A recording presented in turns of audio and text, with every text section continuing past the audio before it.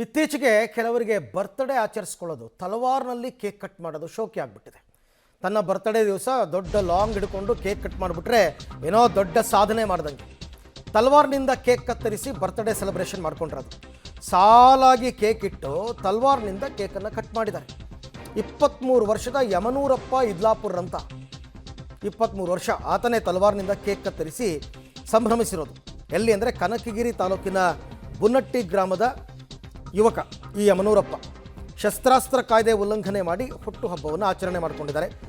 February 24ನೇ ತಾರೀಕು birthday ಆಚರಿಸಿಕೊಂಡಿದ್ದ ಈ Yamanurappa ತಲ್ವಾರ್ನಿಂದ cake cut ಮಾಡಿದ ವಿಡಿಯೋ ಸಾಮಾಜಿಕ ಜಾಲತಾಣದಲ್ಲೆಲ್ಲ ಕಂಪ್ಲೀಟ್ ಆಗಿ ವೈರಲ್ ಆಗಿತ್ತು ಮೊನ್ನೆ.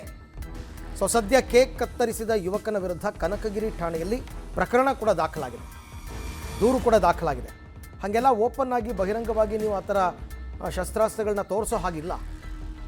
ನೋಡಿ, ಅಲ್ಲಿ ಯಮನೂರಪ್ಪ ಇದ್ಲಾಪುರ್ ಅಂತಕ್ಕಂಥ ಯುವಕ ತನ್ನ ಬರ್ತ್ಡೇಯನ್ನು ಆಚರಿಸಿಕೊಂಡಿರುವಂತಹ ರೀತಿ, ಸಾಲಾಗಿ ಕೇಕ್ ಇಟ್ಟು ತಲ್ವಾರ್ನಿಂದ ಅದನ್ನು ಕಟ್ ಮಾಡಿರೋದು. ಹಾಗಾಗಿ ಇವಾಗ ಕನಕಗಿರಿ ಠಾಣೆಯಲ್ಲಿ ದೂರು ಕೂಡ ದಾಖಲಾಗಿದೆ, ಪ್ರಕರಣ ದಾಖಲಾಗಿದೆ. ಯಾರು ದೂರು ಕೊಡದೇ ಇದ್ರೂ ಕೂಡ ಸುಮೋಟೋ ಮಾಡ್ಕೋತಾರೆ ಇಂಥ ಪ್ರಕರಣ. ಇದೊಂಥರ ಭಯ ಹುಟ್ಟಿಸುವಂತಹ ರೀತಿ.